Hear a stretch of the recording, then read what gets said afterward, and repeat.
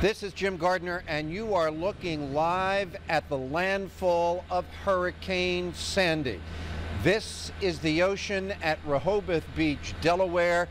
Sandy comes ashore, stirring up the ocean in this historic storm. We have been talking about this moment for days, and now it is here.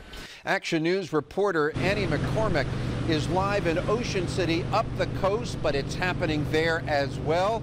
Annie, tell me what this looks like, what this feels like, what it even sounds like. Well, here in Ocean City, New Jersey, Sandy has definitely made her presence known in just the past hour. There's gusts of wind that feel about 50 to 60 miles per hour. They kind of feel like big punches as they come in. Then it'll be calm for a couple minutes. As for the rain, there really isn't as much as there was earlier in the day when it was coming down pretty hard. We, of course, have much more details coming up. Again, I'm Annie McCormick in Ocean City, New Jersey. Jim. There we go. Here it is Monday night. The big story on Action News tonight is Hurricane Sandy. And to be strictly technical and scientific, she's here.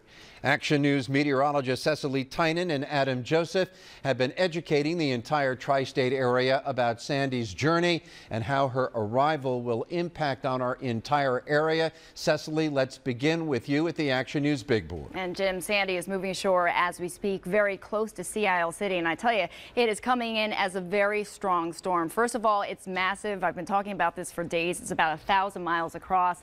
Pressure is 940 millibars at last report.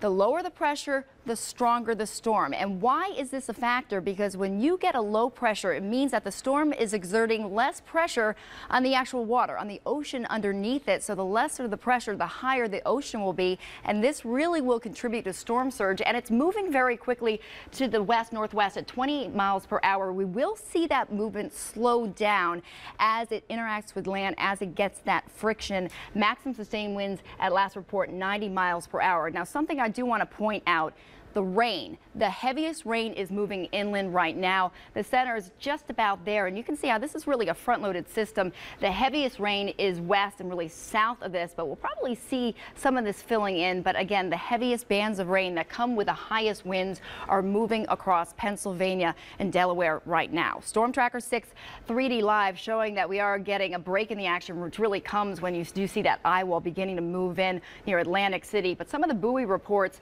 showing these enormous wind gusts near Cape May. Winds currently sustained 45 miles per hour, gusting to 62 miles per hour. I want to show another buoy report, and we go into the Delaware Bay, and here we have winds sustained out of the northwest, 49 miles an hour, gusting to 57 miles per hour. And the wave heights is something that we can show you live on Storm Tracker 6 3D as well. And you can see how south of Atlantic City, we're seeing wave heights around 16 to 15 feet. But you get north of Atlantic City, this is where the wave heights, many locations above 20 feet. And the storm surge is the most deadly, the most dangerous part of a storm system. And with this track moving into Cape May County, we're looking at a storm surge just to the north, 6 to 10 feet. Now, this is very important because 60% of the barrier islands lie 5 feet or less above sea level. So this is going to be causing a lot of problems. And south of it, we're looking at a storm surge 4 to 8 feet. So south of it, we're still getting a very large push of water, thanks to the fact that this storm system, unlike Irene, unlike any storm system we've ever experienced, is coming in perpendicular, not parallel. So this is what's really pushing that wall of water in ahead of it, and this wall of water to the south has no place to go. So that is also moving ashore as we speak. So this is why really the storm surge is the deadliest part of a hurricane. So hopefully all those folks, the heated warnings, they got out or they got to the shelter, because here is the track that we do expect and will continue to push toward the northwest, and this will bring really the highest winds inland as it moves. So landfall zone as we speak near Sea Isle City. It's in the process. Bay and the ocean are merging over the barrier islands. If they haven't been submerged yet, they will be. The highest storm surge, it's not out of the question, could be up to 15 feet, although I think in general we're looking at about 6 to 10 feet. In addition to the storm surge, we do have winds. We do have rain. For more on that, let's head over to Adam Joseph. Adam. Yeah, most of us inland are feeling that torrential rain. We're feeling those strong winds as the center of Sandy makes that landfall. And that storm surge itself will be on the high side, as Cecily mentioned, between 6 and 10 feet along not only Long Beach Island, but as far south as the northern part of Cape May County. Also Wildwood between 4 and 8 feet in the bay. We cannot forget about that. In Delaware, we will see a wall of water is 2 to 4 feet high as high tide comes in, which is going to happen around 8 o'clock tonight. As we look at Storm Tracker 6 live, not only can we see rain, but we can also see the wind trajectory around Sandy. Winds around a cyclone, a hurricane, a tropical system, low pressure are always counterclockwise. So you're seeing these streamlines.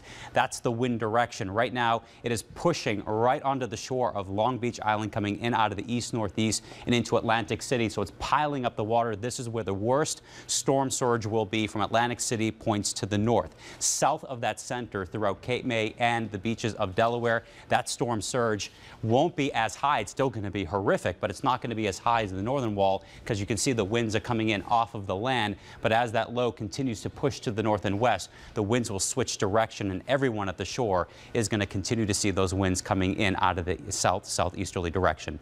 Here are the present wind gusts. Atlantic City 55 miles an hour, Dover 53, Trenton 46 miles an hour, Philadelphia 41, where Annie McCormick is, our reporter in Ocean City. She will start to see a bit of a lull because the center of the storm will pass through. In the center of the storm, things are relatively calm around that eye wall, and then things will start to pick back up at the shore after the center of the storm moves inland. Here are some of those impressive wind gusts so far. Tuckerton, 88 miles an hour. Harvey Cedars, 75. Atlantic City, we've had a peak wind gust now to 77 miles an hour. Northeast Philadelphia, up to 70 miles an hour. And also Northeast Philadelphia, that was an early report of 59, but now it is up to 70. As we take a look at some of the rain bands, we have light rain off to the north, but look at the void.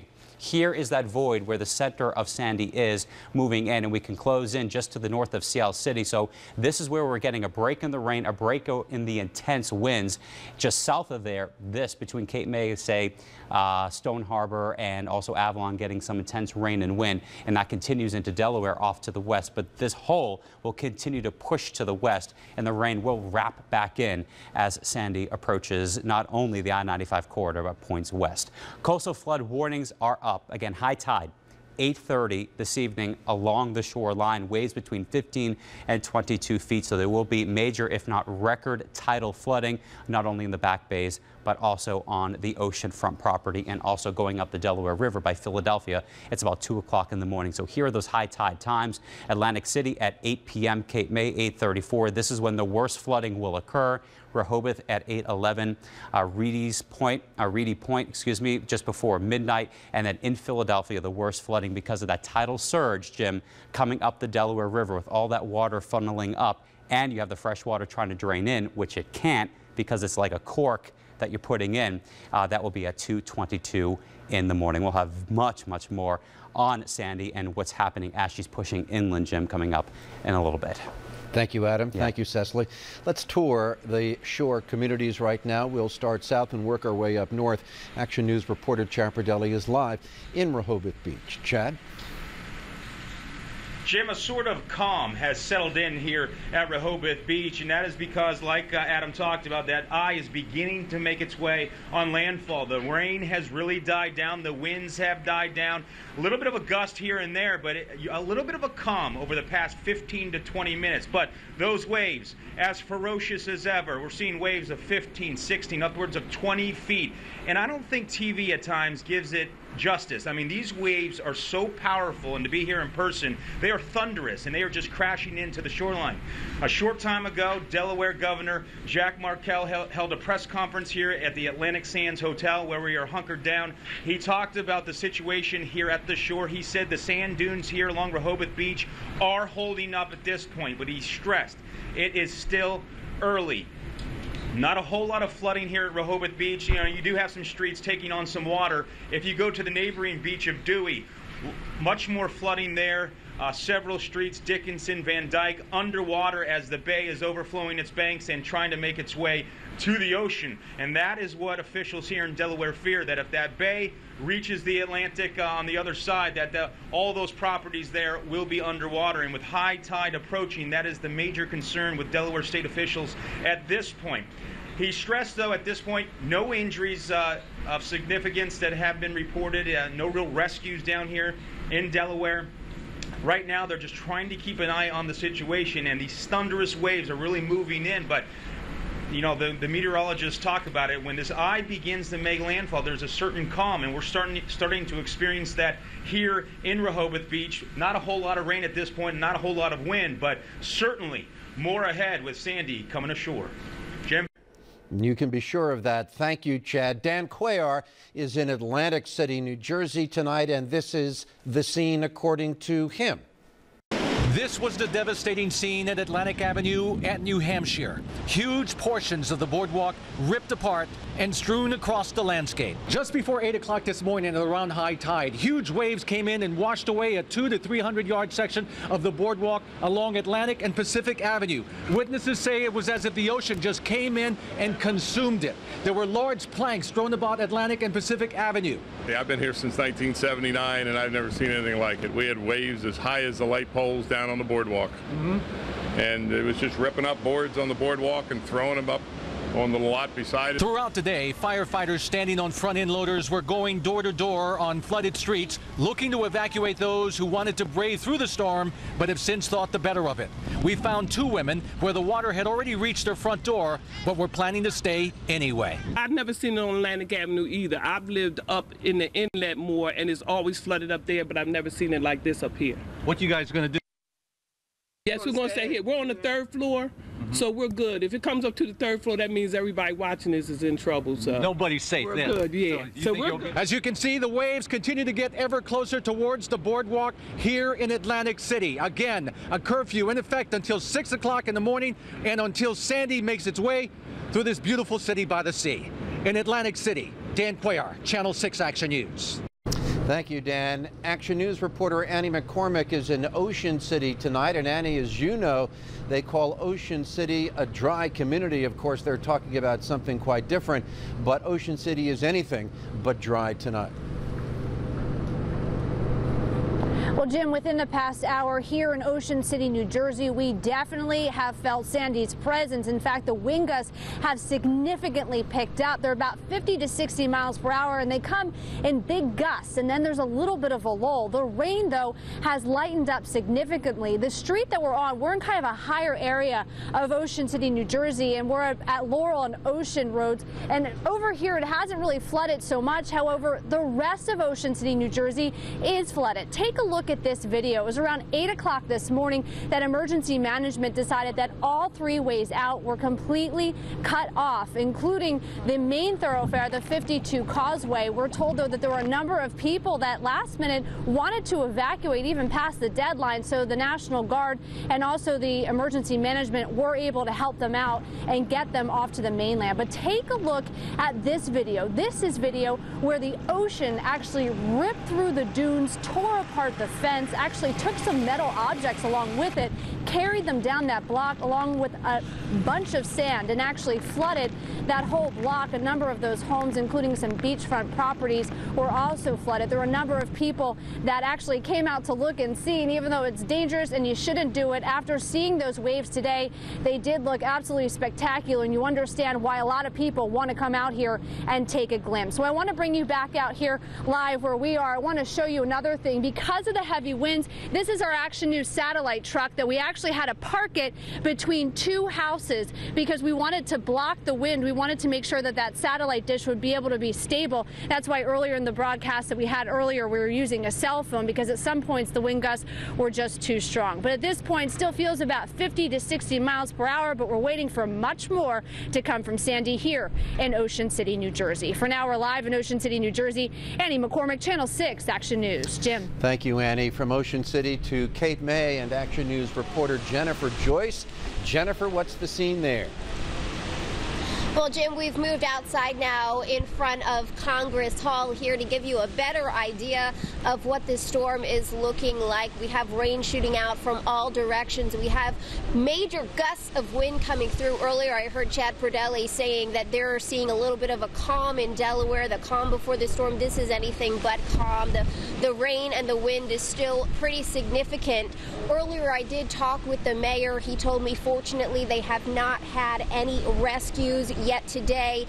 He told me that they did have to evacuate a couple of people, though those people were escorted out by the fire department. He also told me that fire crews are right now hanging out at the firehouse, filling up on food, water, and rest during the height of the storm.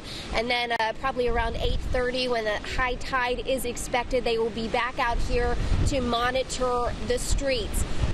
The one thing that the mayor did tell me is if this storm is on track to hit Cape May before that 8:30 p.m. high tide, that could be a major advantage to the people of Cape May. The mayor also told me that he spoke with Atlantic City Electric, and they're telling him they have not seen any power outages here in Cape May. They are trying to keep it that way. However, if we start seeing wind gusts of 70, 80 miles an hour, there's a good chance that that power will certainly be knocked out. And then the one thing that you should know, if the power does go out, the power companies will not be out working on those lines until wind levels die down to about 35 miles an hour. So again, this is what we're dealing with in Cape May. A lot of wind, a lot of rain, but fortunately no serious rescues, and everything is going well. Now we're waiting for Sandy. Reporting live in Cape May, I'm Jennifer Joyce, Channel 6 Action News. Jim. Thank you, Jennifer. Some young men in Ocean City, New Jersey, used today's flooding to do some extreme kayaking. Eddie Keenan and his friends paddled their kayaks from their front door through the streets of Ocean City. The water was almost to the top of the above-ground swimming pool they passed, and once they got to the beach and saw the waves breaking over the bulkhead, they thought better of their excursion and went home. We do have updated power outage numbers right now. Atlantic City Electric is reporting 105,829 homes without power. Those are customers without power. PSE&G says over 156,000 customers are in the dark. The majority of those are in Essex County to the north. Delmarva is reporting over 16,000 customers without power, and PECO says it has 52,000 outages right now, half of which are in Bucks County. In the event that Sandy knocks out your power, we have live streaming coverage on our iPhone, iPad, and Android apps. You can also watch the on-air simulcast through 6abc.com. And we have also partnered with a number of local radio stations to broadcast our signal over their airwaves for people who lose power. WDAS 1480 AM and Mix 106.1 FM are carrying our signal until 10 o'clock tomorrow morning. 900 AM WURD will broadcast Action News from 7 p.m. tonight until 7 a.m. tomorrow. And 92.5 WXTU and Wired 96.5 will also carry our coverage as the storm progresses. And we do appreciate our colleagues from the radio side helping our viewers and their listeners with this comprehensive coverage of Hurricane Sandy. Philadelphia public and archdiocesan schools are closed tomorrow, as are many others in the region. You will see a list scrolling at the bottom of your screen and a complete list on 6abc.com. And needless to say, Action News continues with comprehensive coverage of Hurricane Sandy as we look at the Ben Franklin Bridge, and as we heard earlier late this afternoon from Sarah Bloomquist, even the Delaware River showing the effects of a churning current as Hurricane Sandy also moving into the Philadelphia area. Action News continues in just a moment.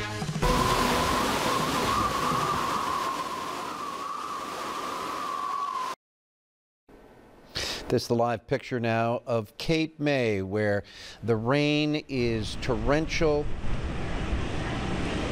and the hurricane has moved in on land. Hurricane Sandy has arrived. She has made landfall, and now we will see her course from this point on. But while the focus is on New Jersey and the Jersey Shore, public officials in Pennsylvania have been very busy as well, as they should be. Governor Christie, well, let's first look at New Jersey and the governor of New Jersey. Governor Christie spoke just a short time ago, and he admonished people, especially those in Atlantic City, who remained in their homes despite his orders to evacuate.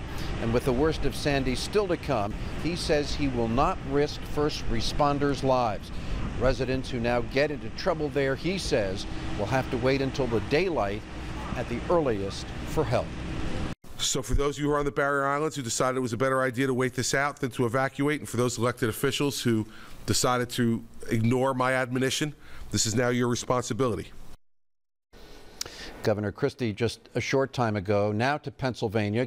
Pennsylvania Governor Tom Corbett wrapped up an update just a few moments ago, and we have major news for travelers. The state is shutting down major roadways around Philadelphia in less than an hour from now. We will be closing the major interstates around Philadelphia. That's 476, 76, 676, 95. City of Philadelphia is going to close down Route 1. All right, well, let's talk about that again. 476, 676, 76, and I-95 and Route 1 will be closed at 7 o'clock tonight. They're trying to keep folks off the roads, and that should certainly help. Those closures will last until at least 2 o'clock tomorrow morning. 300 National Guard troops are on tap tonight in Delaware, and Governor Jack Markell says that number could be doubled as Sandy strikes. Just a short time ago, he thanked residents who have made moves to stay out of harm's way.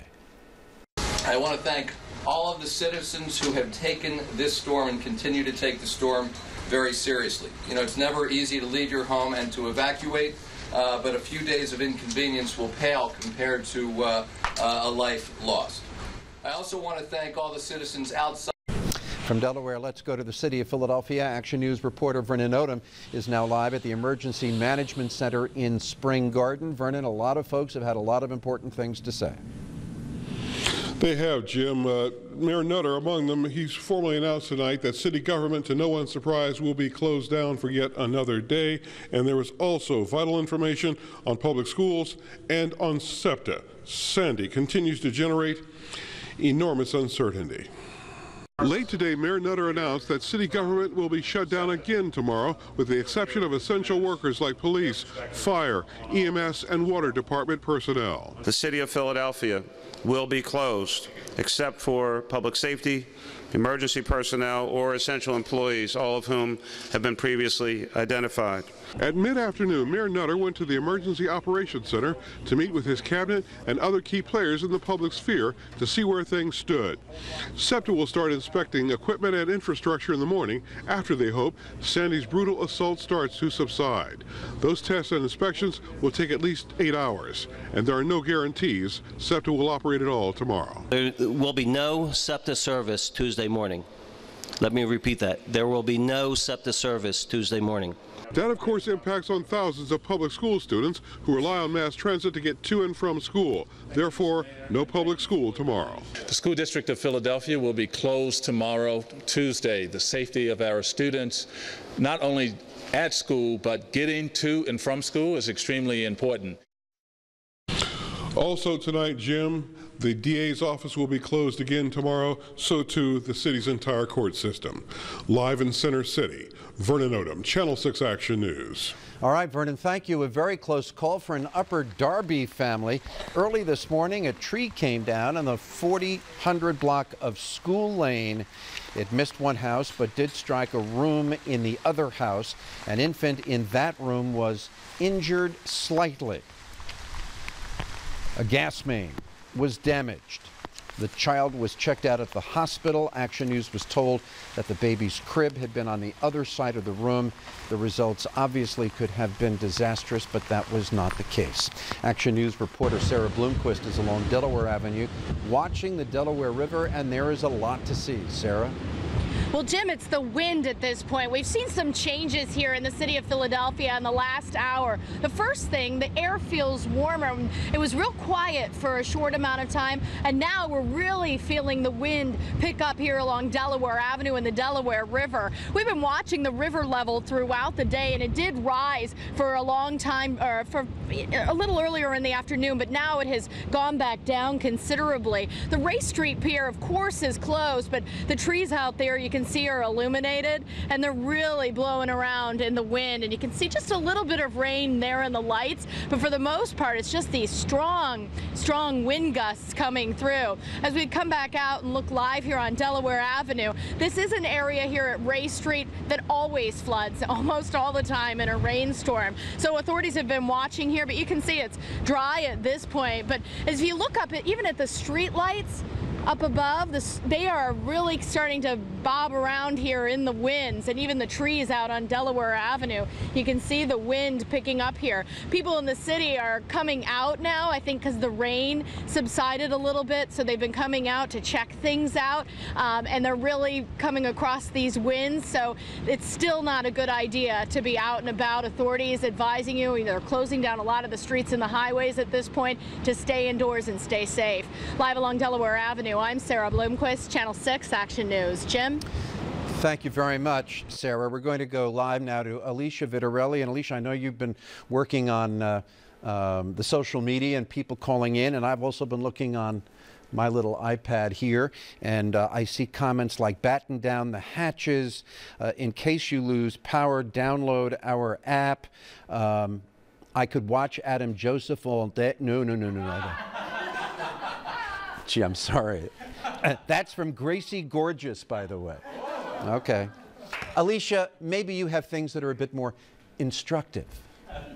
Jim, the videos, the images, the pictures, the stories that people have been sharing with us all throughout this day, we have been talking to you. We have been living this storm together, and the visuals that we are seeing tell this tale today along the Jersey Shore, cities under the sea. This is Ocean City, New Jersey. Unbelievable. As the hours go on, the images are more dramatic. And Kaylee here says, my poor hometown of Cape May, this breaks my heart. Well, you know what, Kaylee? It breaks ours too, because this water, the levels continue to rise. It's just a very sad situation at the Jersey Shore. You know, we heard from Governor Chris Christie before saying that, you know, people really need to stay out of harm's way. Margate is floating away. Look at these streets turned into virtual streams there. They have almost become rivers. In many cases, we're hearing the ocean and the bay meeting at certain points. So they are dramatic, and we certainly have our thoughts and prayers with everyone in these affected areas tonight. Look at this, Ortley Beach, New Jersey. These are some of the pictures coming in from our hashtag 6ABC-Sandy on Twitter. If you can capture them safely, we do ask you to do so, because you are our eyes and ears out there as well, helping us tell the story. Look at Montgomery Avenue in Fishtown, a tree completely uprooted. Sarah Bloomquist showed us how those winds were just whipping and moving earlier, and it's just incredible to see. Greg took this picture, and we thank you, Greg, for